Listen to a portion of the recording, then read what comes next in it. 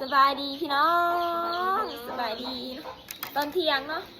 หลังจากซาตีดมาตั้งแต่หนอกผ้าไม่เห็นแย่หมักม่วงกินไปนะพี่น้องไปติดป้ายเนาะข่าวบุญกับอีเมย์พอกับพ่อบ้านเพื่อนที่เด็ก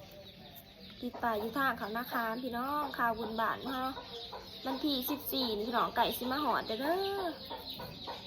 ไปติดป้ายแล้วก็มาแวะซื้ออันนั้นเครื่องซิมาเห็ดห้องน้ำพี่น้องห้องน้ำเนี่ยเห็ดห้องน้ำใหม่เนาะเพิ่นมาในเทียทำมันท่านบุญพี่น้องเพราะว่าย่ามแขกคนมาแหละมันสิได้เข้าสะดวกสบายเพราะว่ามันอยู่นอกเครื่องเนาะก็ได้ว่าผ่าเห็ด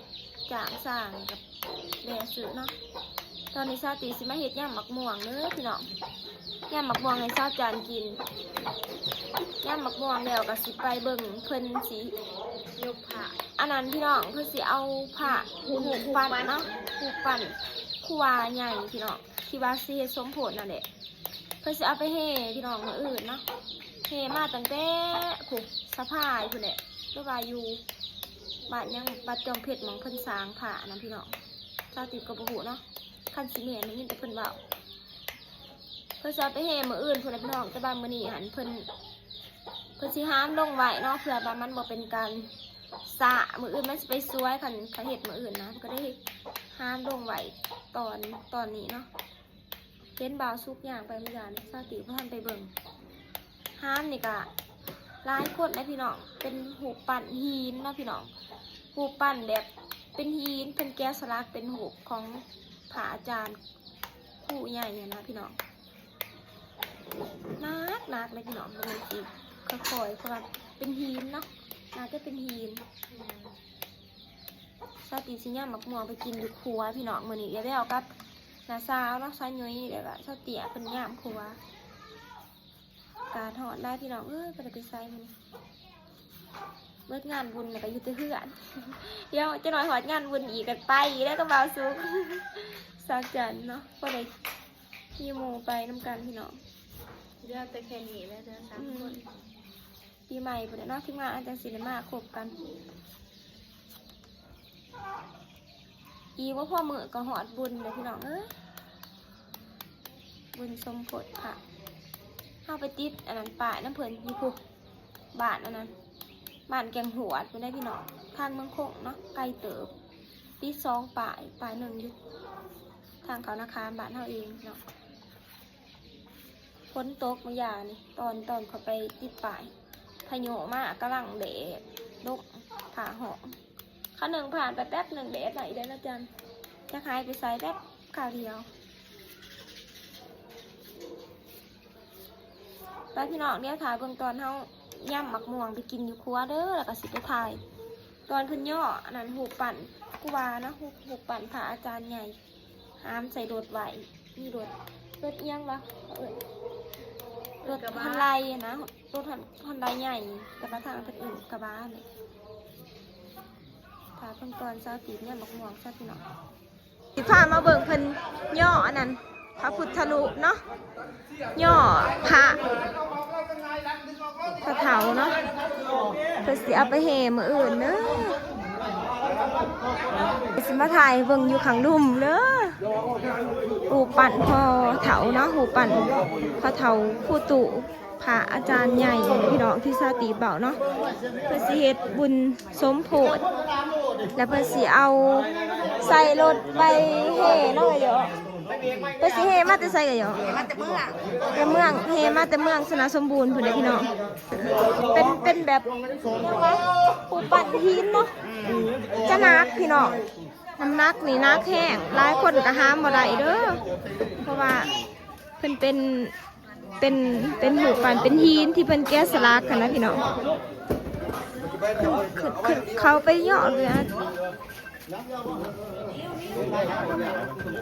นี่ซาติสิถ่ายเบิ่งผู้ปั่นเพิ่นก็คือเพิ่นเลยภาษาก็เจ้าสิเฮ็ดเป็นสร้างเขาเก่งอันนี้เดี๋ยวเราจังเห็นได้นี่แหละที่เราแก้สติสิถ่ายเบิ่งสิเอาขึ้นรถเนาะ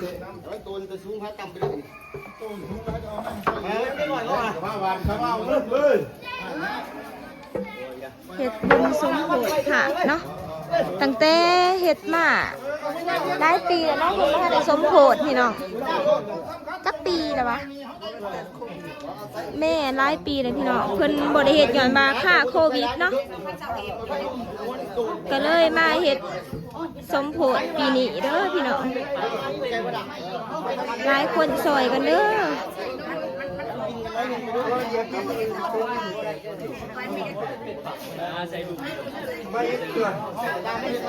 สิบ่ตกเป็นขันบ่ว่าข้างในนี่เนาะ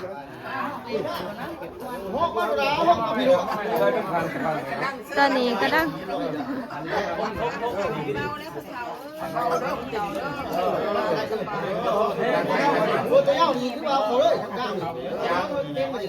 เสียวใส่รถแต่กับมืออื่นเสาร์เพื่อสิไปแห่ตอนเสาร์เนาะพี่น้องแห่มาแต่เมื่อคุณบอกตูดมากตั้งแต่คุณแอบมองผ่าเพิ่นเอาไว้เท่าใหญ่ๆแบบเนาะผ่าใหญ่ตูดมาใส่รถเนาะเสียเอาไปแห่มืออื่นครึ่งน้ำใดครึ่งน้ำใด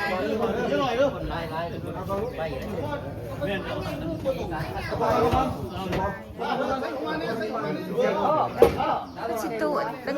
ตูดเอาเสือหอมด้วยพี่น้องน้ำไหนเด้อเขาบ่มีแนวโยกเด้อพี่น้องมีแต่สาวหวานสวยกันเนาะสวยกันเอาใส่โดด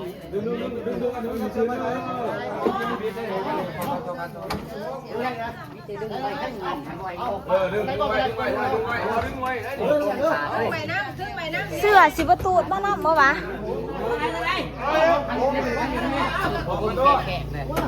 เสื้อนะเป็นตะตูอุด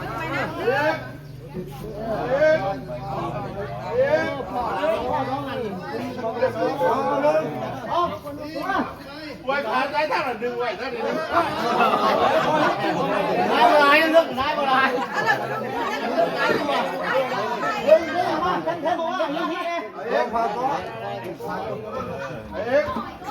ค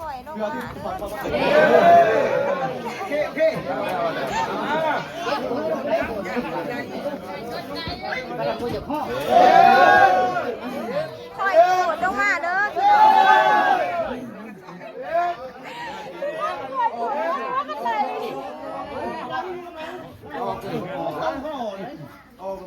เอาหัวหลังเลยมันตีดึงมาเลยเอาไปเลยไปเลย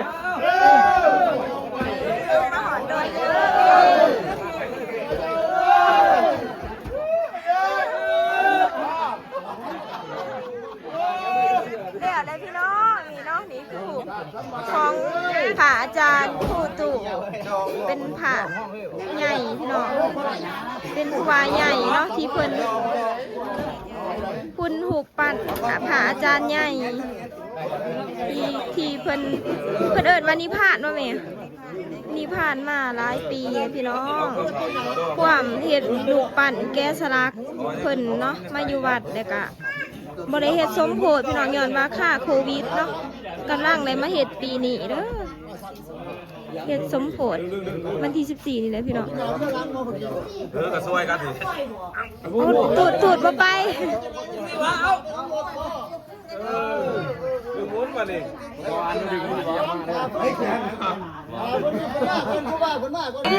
ดีนะถือข้างหน้าถือแล้วล้างไปบัดไปโอ้ยประเทศไทยแกต้อง ข้าวเฒ่าของมีใหญ่เด้อมีใหญ่สามีไปหนาเลยไปเลย แม่ นะ ของ ไปหลัง แม่เนาะมีใหญ่พ่อมีใหญ่รวมใส่บาทท่านรัก พี่น้องสิปิ้นหนาแล้วพี่น้องปิ้นหนามาทางนี้ ไม่เวิร์กคนอันนี้อันพัน นั่นแหละโอ้ยเป็นตัว ลูกปั่นเป็นน่าจะเป็นทีนนะแม่เนาะ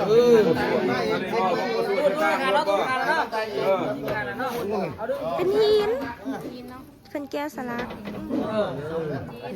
พระอาจารย์นี่เพิ่นอยู่หวานซาตีเป็นน้องบัดตั้งหลานปั่นเกิดเป็นแม่นบ่เฮาเกิดมาก็บ่ได้เห็นเพิ่นดอกเห็นแต่หูปั่นเนาะเกิดมาเห็นแต่หูปั่นมีตั้งแต่รุ่นผัวอีแม่เพิ่นเนาะได้เห็นเป็นลานเป็นเนนเฮาเกิดมาเห็นโลด นี่แหละพี่น้องเพื่อเสร็จบุญสมโพธิเนาะสมโพธิ ท่านขายเอาเลย สมโพธิผ่าลูกปั่นอุบาทบาทเฮาป้าเบิ่งอันนี้พี่น้องอันนี้เขาเอิ้นว่าอีหยังว่าจันดื่มเด้แคมเซซาลาเนาะเพิ่นเสียซาลาเลยพี่น้องแต่ว่าน้ำท่วมน้ำสูเนาะจนเสาปูนนี่ฮักพี่น้องนี่ดิออกเบิดเพิ่นก็เลยบ่กล้าเฮ็ดเพราะว่าน้ำมันท่วมทุกปีเนาะได้ตั้งแต่โค้งสางพี่น้องนี่ดิมันเสาฮักผู้ที่ประกาศสิมาเฮ็ดอันนี้ใบตอนสมโพธิเนาะใบให้ครูบายะปู่ยังนั่งเด่นนี่แหละวิวบ้านชาวตีบสิมาบ้านนี่พี่น้องลงมานี่ก็แคมเซ่เนาะครัวขามไก่สอดบุญบ้านในเพิ่นเฮ็ดเป็นเบิดปัดมองนางก็เป็นเสาเป็นดักน่ะปานนั้นพระสิยังฝายเนาะพี่น้องฝายสมโพธิยังหั่นเด้ประมาณนี้เนาะพี่น้องชาวตีมาถ่ายตอนเพิ่นหามพระขึ้นรถซื่อๆแล้วก็สิเมื่อเฮ็ดสมมักม่วงให้ชาวจันกินอีกหอยจันสิรถขาตัวตายบ่ป้าจันมัดย่ำแดงมาถ่ายหูกงามๆนะนี่จันมาแรกเนาะ หม้อเพชรนั่นเอง ป้ามันไหนวิวเลยนะนี่งามแห้งตอนตะเวนตกผู้มาถ่ายหูบอยู่นี่แล้วพี่น้องนี่พูดได้เป็นแบบว่าแรงท่องเที่ยวเลยคักนั่นนี่ศาลาแคมเซ่นี่นะพี่น้องบ้านชาวตีเพี้ยวทุ่มอยู่มาแล้วพี่น้องเอาขึ้นก่อนจะมากินกับเขากับน้ำหิวเขาว่าจะใส่ย่ำหมักม่วงป้าเป็นตะเสพมากเลย โอ้ยกูตัดตอนนี้ออกก่อน น้องแจ๋เข้ามาแต่เบิ่งเพิ่นย่อผ่าเนาะ กูดึงม้ากูออกตอนกูย่อขาเนี่ย แขนก็ด่ากู ดึงมาบ่ เออ ได้ยังดอกน้ำกูกับมี่ ดึงมาให้ซื้อให้เจ้าอย่ามันขับเก็บก่อนเอาเด้อพี่น้องตะเสพเนี่ย ยันเข้าบ้านตัดออก เข้มบ่บ้านบ่ แซ่บคัตตี้ก็อยาก ไม่เฮ็ด กินมากอย่าง ฮะบอกขึ้นบ่ คุณขึ้นไปขึ้นเบื้องบ่ซุปคุณเอ้ยยันชมมึงอ่ะ แสบเบ้ย แค่บ่ แซ่บ แก้ว หม้อเพชรบ่ ถือแป๊บถือมากินแป๊บหาม แก้วเอาเลย ฮะบอกว่ารับเอาเงินไหนทุกวันฮะ เขาตีเบิ้ลนั่นแล้วเพราะว่า รู้ว่ากูมีเงินนั่นนี่บ่ดาว ขับสักลายคอยไปติดป้ายน้ำเขาขอซื้อน้ำอ้อยเขากิน 7-8 คนชื่อจอกที่ฟัน ไปบอกว่าเดี๋ยวไอ้ชุดมาจ่ายได้เอาสำนักจ้ะ อันหนึง อีต้น หรือว่าป่าอีต้นเขามันเดะได้มาสองที่ป่ายมักง่ายนึงได้เห็นไหม แม่เขียนมูอีจันมันเป็นกระแสพอดี ยับถ้าจันโจทย์ให้ยังกับบอก แต่ว่านี่คุณ บ่แม่นแต่ว่ามือได้มันเกิดกรอบคือเก่าเนาะมันหนังของพระท่านอันนี้ปวดครับ ทุกบ้านจันเห็ดเกียรติน้ำจิ้มซีฟู้ดเป็นบ่บอกเป็นทั้งอันเลยเป็นทั้งอันเลย เมื่อมันจริง ร้านใหม่เด้อ หอนอันนี้พี่น้องอู้หนูอยากนี่ว่าเพื่อนที่อยู่อันนี้ บ่มีบ่วงบ่ นี่หอนเอาอันนี้ แก้วบ่วงนี่ละล่ะ สดน้ำมันบ่เอาว่างทันหอนอากาศหอนกินย่ำบักม่วงเผ็ดมาเลยพี่น้อง สั่งมาเงินมาปลูก เนาะ เพิ่นถือบ้านเฮาบ่ถูก ย่ำบักม่วง เฮ็ดสีทั้งนั้นให้ใครสีตา เจ้าบ้านส่วนใหญ่ถากินกูประจักษ์ว่าจะไปกินน้ำดาว มันก็บ่แบ่งให้เรา บ่กูขี้ข้าอัน แบ่งก็ใส่เล็กน้อยเอาไป แซ่บบ่อีจันแหลมตั้งแต่กูวัดมือ มันมีหมูด้วยเนาะ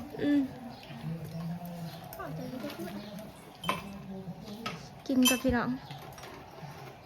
หายได้เหมือนนี่ น้ำหมูมีบัวมานอนอยู่ก็ปัว เว้ยเอาเฮ้ยเนาะสุก มีคนเอานี่แล้ว